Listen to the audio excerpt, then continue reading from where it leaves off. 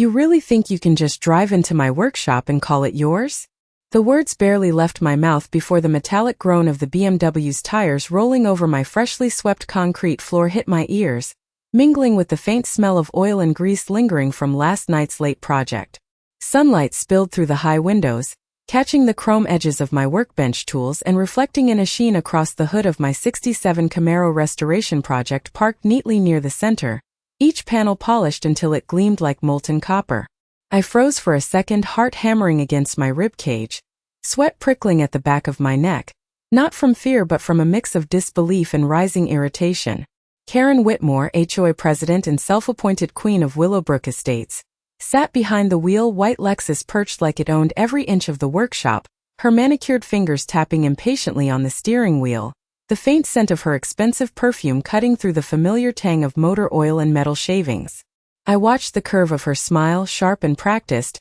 the kind that could chill a man in midsummer, and I counted in my mind the seconds before her next move, knowing instinctively that no polite knock or reminder about property lines would make her budge. The fluorescent lights above flickered faintly as I shifted my weight, boots crunching against tiny shards of metal filings scattered across the floor from yesterday's grind, my palms itching to grab a wrench but holding back, reminding myself to think. The echo of her engine revving, faintly over the sound of a distant lawn mower outside, set a rhythm that mirrored my pulse, each beat a drum signaling the urgency to act but also the perfect opportunity to let her overconfidence become her own undoing. My eyes scanned the workshop, taking in the angles of the doors, the placement of the welding bench, the overhead storage racks, mentally mapping out the perfect way to assert ownership without crossing the line into confrontation that could escalate. The smell of heated metal from the small torch I had used earlier this morning clung to the air, a ghost of sparks and heat, and I drew a slow breath, tasting the metallic tang as my mind replayed every encounter with Karen over the past months, each small violation escalating, each note in HOA correspondence a taunt, a test of patience. I shifted my stance, feeling the worn concrete underfoot, the slight give of the floor mat beneath my boots, the vibration through my fingers as I brushed past the edge of the lathe, and it hit me. I had all the tools I needed, the knowledge, the timing, and she had no idea. This wasn't just about a car, a workshop, or even the trespass. It was about respect for boundaries, for craft, and for the life I had built, one bolt, one weld, one perfect panel at a time. Karen thought this was her domain, but the air in the workshop, charged with the smell of metal, oil, and anticipation, told a different story. I let my gaze linger on the shadow her car cast across the floor, noting how every reflection from the overhead lights traced her arrogance, and I smiled slightly to myself, the first genuine smile of satisfaction that morning, because what she didn't know yet was that she was walking straight into a perfectly laid plan, a moment where patience, skill, and a little creativity would turn the tables, silently but irrevocably, in my favor. The faint hum of the garage heater mixed with the distant chirp of early morning birds outside. And in that symphony of scents, sounds, and light, the story of who truly owned this space was about to begin. My name is Ethan Parker, and this workshop has been my sanctuary for over a decade. Every inch of this space tells a story, from the carefully arranged tool racks lining the walls to the subtle scuff marks on the concrete floor that trace countless late-night projects. The smell of cutting oil and fresh metal lingers, a constant reminder of hours spent turning raw steel into precision parts, the faint hum of the overhead fluorescent lights adding a steady rhythm to the air. This space is not just a building. It is an extension of who I am, the culmination of years of dedication, skill, and meticulous planning. I inherited the workshop from my mentor, an old machinist who taught me to respect every tool, every measurement, and every safety protocol. Every tool has a purpose, every bolt has a place, and every panel on the Camaro sitting near the back tells the story of long weekends, early mornings, and a relentless pursuit of perfection. My grandfather used to say that a well-kept workshop is like a well-kept mind, orderly, focused, and ready for anything. That lesson has shaped how I approach every project, every problem, and now this situation with Karen. Each morning I arrive, I take a deep breath, tasting the lingering metallic tang in the air, feeling the firmness of the floor beneath my boots, hearing the soft creak of the overhead door as I push it open, and it grounds me, reminding me why this space matters so much. The workshop is more than work.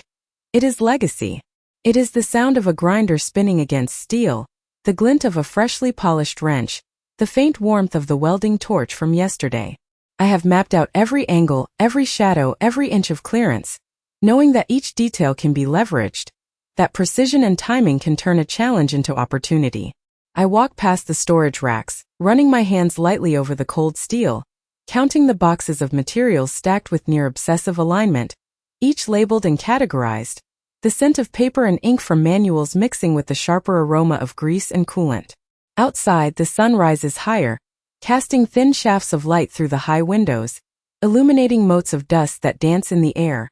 each one moving as if marking the passage of time and the attention to detail that has gone into this workshop. I pause at the edge of the lathe, feeling the weight of its presence, the solidity of metal that has been shaped with my own hands, and I consider the upcoming steps, not in haste but with deliberate calculation, knowing that this place is mine and that every tool, every panel, every line etched into metal represents authority, expertise, and the patient accumulation of skill. Karen does not understand any of this. She sees the surface, the car, the machines, the order, and assumes it is hers to disrupt. But this is where she is wrong, and my preparation, attention to detail, and intimate knowledge of every inch of this workshop are my shield and my instrument. I inhale slowly, letting the sense of metal, oil, and concrete fill me, feeling the subtle vibration of the floor as the HVAC hums gently in the background, and I know that when the time comes, every sensory detail, every measurement, and every ounce of accumulated skill will converge into action that asserts ownership,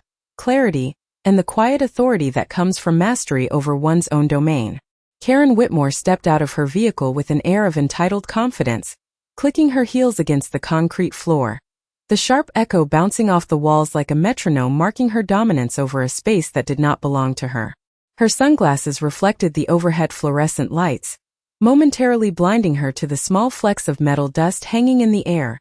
each particle catching the light like tiny stars suspended mid-flight. She surveyed the workshop as if it were a showroom under her command, her eyes tracing the edges of tool cabinets, the neatly coiled extension cords, and the gleaming surface of the Camaro, never once acknowledging the countless hours of labor and care that had gone into this space. I leaned casually against the lathe, feeling the cool steel beneath my fingertips, listening to the faint hum of the ventilation system and the subtle creak of the overhead door as it settled into place behind her. Each breath I drew carried the scent of cutting oil, the warmth of the sun streaming through the windows, and the faint tang of metal filings from yesterday's grind. Karen's smile was tight, calculated, a practiced expression meant to unsettle anyone who dared to challenge her authority, but I had learned over the years to read past the surface, to anticipate the motions of those who believed power came from position rather than skill. She walked slowly toward the center of the workshop, tapping her polished fingernails against the hood of a workbench, making sure the sound carried, a subtle assertion of control meant to intimidate. My eyes followed her movements, noting how the light bounced off the chrome handles of the drawers, the way the dust motes swirled in the shafts of sunlight, every detail etched into my memory as part of the environment I had cultivated with precision and care. I could feel the pulse of the workshop, the rhythm of its history embedded in the sound of the floor beneath my boots, in the faint vibration of the lathe as it cooled, in the subtle resistance of the welding bench when I tested its stability with a gentle push. Karen's presence was a disruption, an intrusion into a space defined by order and diligence, yet it provided the perfect opportunity to demonstrate that mastery over one's environment was more powerful than entitlement or title. She leaned over the workbench to inspect a set of calipers, her reflection mirrored against the polished surface, and I could see the slight hesitation in her posture, a micro-expression betraying that perhaps she recognized, subconsciously, that this was not her world to command. I let the silence stretch, punctuated only by the soft tick of the wall clock and the faint hum of electricity running through the fluorescent fixtures, letting her underestimate the patience, the knowledge, and the quiet confidence that had been cultivated over years of hands-on work. Every tool, every panel, every surface in the workshop had a purpose, a history, and a role in the unspoken rules of this space, and I understood how to leverage that knowledge without confrontation, letting her move through the environment while remaining unaware of the control that had been quietly asserted long before she arrived. As Karen adjusted her stance, shifting her weight and brushing a stray hair from her forehead, I could sense the rhythm of her investigation, the careful observation meant to assert dominance, and I matched it with my own internal survey, calculating, anticipating, and preparing for the precise moment when the carefully laid plan would transform this intrusion into an opportunity for measured and intelligent response, the first move in a sequence that would reclaim authority not through noise or force, but through skill, strategy, and the meticulous understanding of the environment she had chosen to enter. Karen Whitmore moved deliberately around the workshop, her polished shoes clicking against the concrete, the sound bouncing off the walls with a precision that matched her meticulous posture. She paused beside the tool chest, running her manicured fingers across the smooth metal surface as if to leave her mark, unaware that each tool had been arranged not just for efficiency, but to create clear sight lines and access points that I had memorized over years of careful organization. The aroma of freshly cut metal mingled with the faint traces of oil from yesterday's project, forming a sensory map that I had walked through countless times, each scent and texture reinforcing the familiarity and command I held over this space. I observed her, noting the angle of her shoulders, the subtle shifting of her weight from one foot to the other, and the way her gaze darted toward the overhead storage racks, assessing, calculating, assuming she understood the hierarchy of objects in this environment when in reality she was stepping into a carefully structured system she did not comprehend. Every measurement, every panel, every line etched into the workbench surface was a silent statement of ownership, a declaration written not in words but in the tangible arrangement of space and objects, and I allowed her to move through it, letting her overconfidence build against the backdrop of my patience and preparation. The sunlight streaming through the high windows highlighted the dust motes in the air, each tiny particle dancing in slow motion, and I followed their paths with my eyes, mentally overlaying my plan across the three-dimensional grid of the workshop, knowing exactly where to position myself, where to interact, and where to remain still, invisible yet present, letting the environment itself communicate authority. I felt the subtle vibration through the floor as the ventilation system hummed quietly in the background, a constant low-frequency reminder of the infrastructure I had mastered, the boundaries set and respected by the space itself, yet temporarily challenged by Karen's intrusion.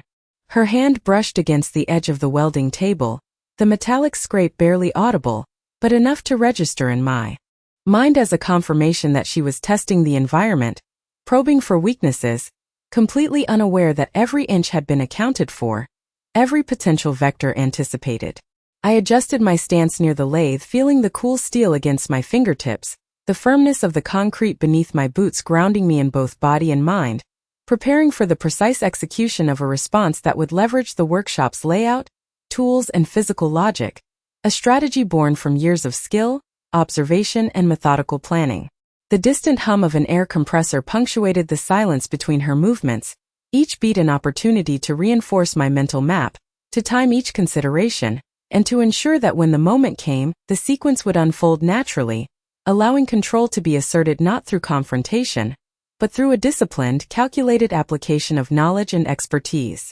Karen's reflection flickered across polished surfaces as she shifted her weight to peer into a corner of the workshop, and in that reflection I saw the fleeting trace of uncertainty, a subtle cue that the meticulous preparation, the intimate understanding of every surface, tool, and angle, had begun to exert influence without a single word spoken, silently establishing dominance through presence, comprehension, and readiness, setting the stage for the carefully orchestrated counter that would follow. I took a slow, deliberate step toward the center of the workshop, feeling the solid concrete floor press back against the soles of my boots, grounding me as I absorbed the full scope of Karen Whitmore's presence. Every movement she made was exaggerated, calculated, a performance for anyone who might be watching, but I knew the truth.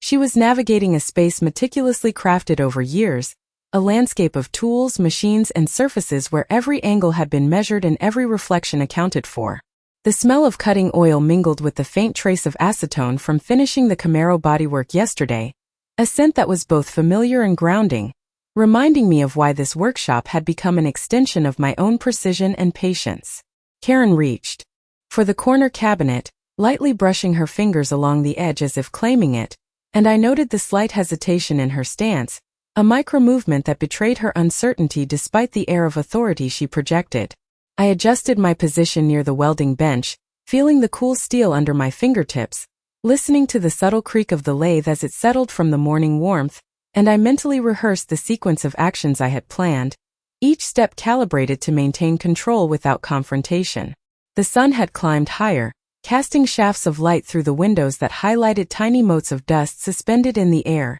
each particle tracing a slow, deliberate path, dancing in the beams, as if marking the time I had spent mastering this environment. I let Karen move across the workshop, her reflection flashing in the polished metal surfaces, her presence drawing attention to every line, every shadow, every angle I had memorized and controlled, and I felt the quiet satisfaction of unseen authority, the kind that comes from deep familiarity, preparation, and patience. Each drawer she passed, each tool she glanced at, was part of the silent dialogue of space.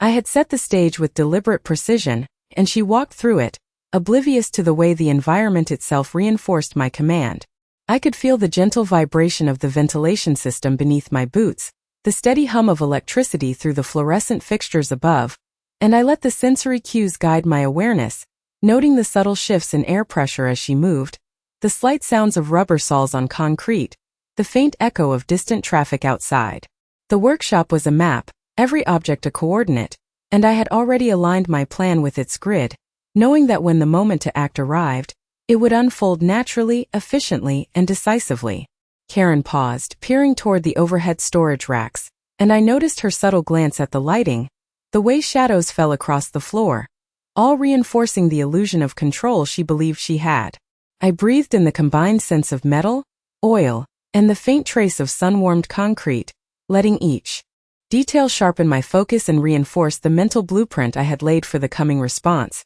A strategy built not on confrontation but on mastery of space, observation, and precise timing, ensuring that when the action began, it would assert authority with clarity, intelligence, and invisible strength. As I stepped back from the lathe, I allowed my eyes to sweep across the workshop once more, taking in the precise alignment of every tool, the polished surface of the workbenches, and the calibrated spacing between the machines, each detail a testament to hours of careful arrangement and obsessive attention to detail. The faint hum of the fluorescent lights overhead mixed with the distant rumble of early morning traffic outside, creating a low, continuous background rhythm that seemed to echo the steady pulse of my planning. Karen Whitmore remained near the center of the room, glancing at the walls and cabinets, her gaze shifting constantly as if searching for weaknesses, but she remained oblivious to the deliberate structure and intention embedded in every corner of the space. The scent of freshly cut metal mingled with the residual oil from yesterday's projects, wrapping around me like a familiar coat, grounding me in the reality of my environment and the control I held within it. I moved slowly toward the welding bench, running my hand along the cool steel, feeling the subtle vibrations transmitted through its frame from the last arc I had struck, each nuance a signal of the workshop's readiness to support my planned actions. The sunlight slanting through the high windows created long, thin shadows that sliced across the floor, highlighting the dust motes drifting lazily in the beams, each one tracing a deliberate, slow path that mirrored the careful timing I had mapped out in my mind. Karen shifted her weight, tapping her polished fingers lightly against the edge of a cabinet, producing a sharp, clean sound that cut through the quiet, yet I recognized it as a minor detail, a test of the environment rather than an assertion of true control. I let the moment stretch, observing her movements and noting the exact angles, distances, and positions all the while, mentally rehearsing the sequence of steps I would take, ensuring that every interaction with the space, every motion, every adjustment would reinforce my command and maintain the integrity of my plan. The smell of acetone from the previous day lingered faintly in the background, blending with the metallic tang and the faint warmth radiating from the sunlit windows, a combination of sensory cues that sharpened my awareness and focus. I could hear the slight creak of the overhead door as it shifted with the breeze, the low vibration through the concrete floor, and the subtle whir of a distant fan in the corner, each contributing to a layered awareness of my surroundings that allowed me to anticipate Karen's actions and intentions before she even realized them herself. I shifted my stance subtly, allowing the weight of my body to register through the soles of my boots, feeling the floor's resistance, the balance of the room, and the alignment of the tools around me, all confirming that the environment was ready to support my next move. Every panel, every bench, every drawer had been positioned with intention, a silent framework that would guide my strategy and facilitate a controlled response. Karen's subtle glance toward the overhead racks indicated her curiosity, yet she did not recognize the deliberate order and preparation that surrounded her, and in that realization, I found the clarity to proceed, knowing that the next phase of my plan would leverage the workshop itself, the culmination of years of experience, observation, and careful orchestration, to assert authority, establish boundaries, and set in motion the sequence that would ultimately resolve the intrusion in my favor. I moved closer to the welding bench, each step deliberate, boots pressing against the smooth concrete with the faint echo of authority. My hands hovered over the tools I had prearranged for this moment, feeling the familiar weight of pliers, clamps, and the welding torch, each item precisely where I needed it, a silent network of support built from years of careful planning. Karen Whitmore continued to explore the space, her polished heels tapping against the floor,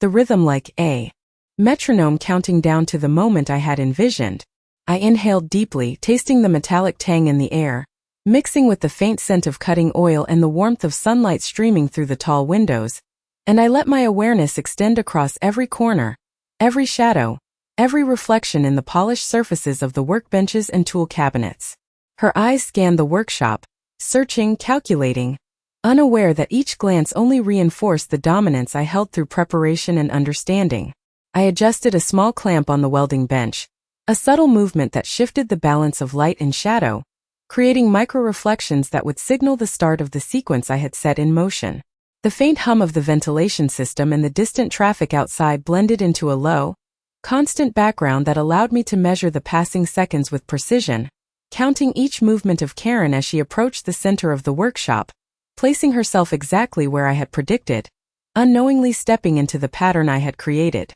I ran my fingers along the cool steel of the torch, feeling the faint residual warmth, recalling the exact sequence I would use to secure the doors, each weld calculated, controlled, and timed to assert boundaries without confrontation. Dust motes danced in the sunlight beams, each tiny particle tracing arcs through the air, and I used their movement as a metronome to coordinate the timing in my mind, synchronizing with Karen's movements and the natural rhythm of the workshop. Every panel, every bench, every tool had been accounted for, forming a silent map of authority, and I let my observation extend across that map, knowing exactly how each element would support the upcoming action. Karen paused, leaning slightly against a workbench, her reflection catching the light in a fleeting shimmer that confirmed her proximity to the zone I had prepared. I inhaled again, steadying my focus, feeling the firmness of the floor beneath my boots, the subtle vibration of the lathe, the quiet resistance of the welding bench, and I knew the moment to act was approaching,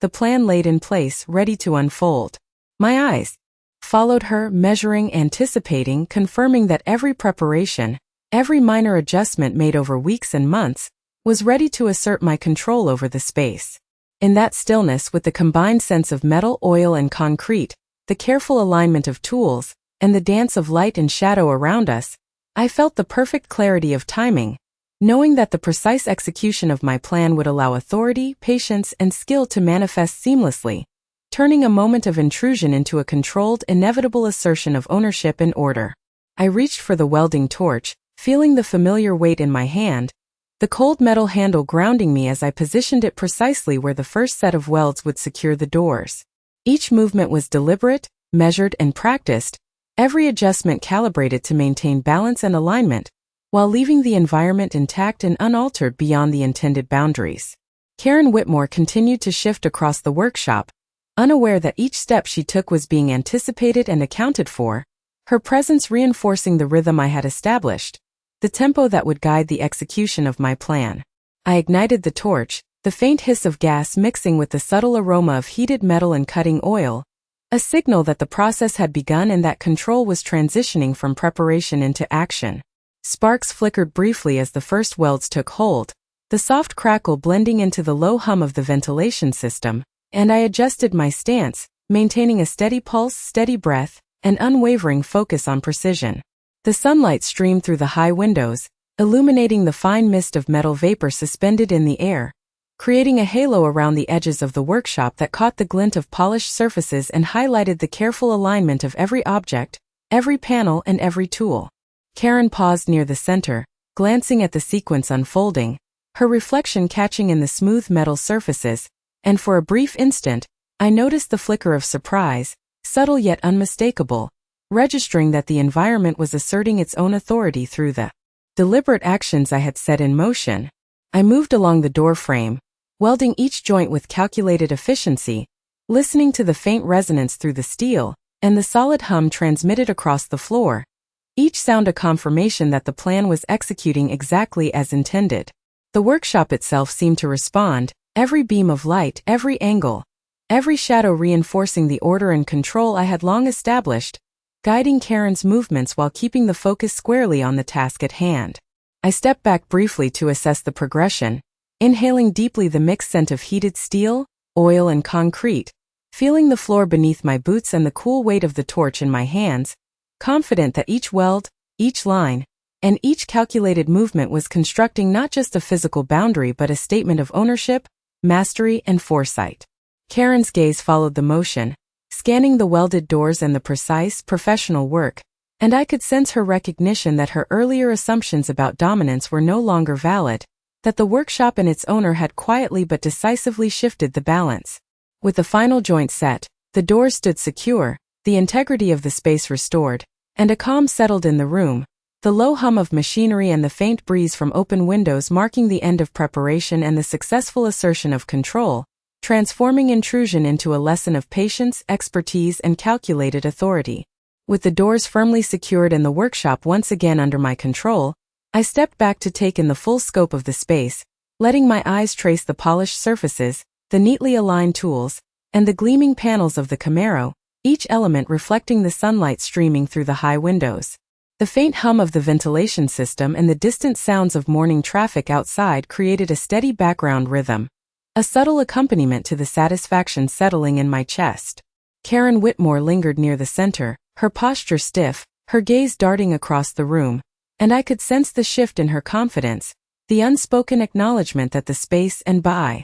extension the authority within it, was no longer hers to claim. I walked past the welding bench, fingers brushing the cool steel, feeling the residual warmth from the torch, and each step was measured, deliberate, reinforcing the stability and order I had established. The scent of heated metal mixed with cutting oil and the faint tang of concrete filled my senses, grounding me in the reality of what I had accomplished, a careful orchestration of skill, patience, and observation that had turned intrusion into an assertion of rightful ownership. I glanced at the reflection of the sunlight off the polished surfaces, noting the way shadows shifted across the floor, each angle and beam highlighting the meticulous arrangement of every tool, every panel, every surface, and I felt the quiet satisfaction of authority exercised without confrontation. Karen's subtle hesitations, the flicker of surprise in her eyes, and the brief pause in her movement spoke volumes. The environment itself, shaped by my careful preparation, had communicated the boundaries and the rules without a single word spoken.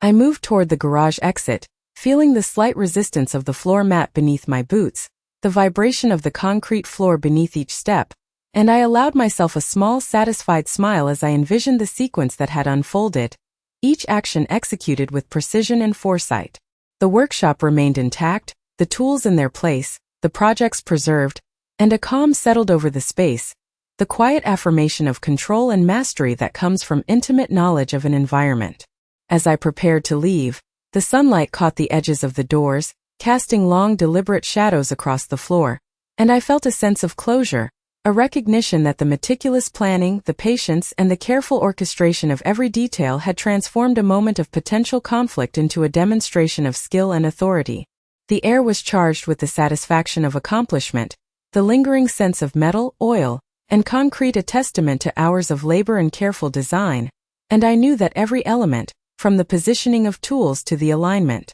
of workbenches, had contributed to a silent, undeniable assertion of ownership. I inhaled deeply one final time, letting the clarity of the space, the order I had maintained, and the subtle power of preparation settle within me, confident that the workshop and the authority it represented was secure, and that Karen Whitmore had quietly learned the lesson that patience, skill, and precise execution are far more compelling than loud assertions of entitlement.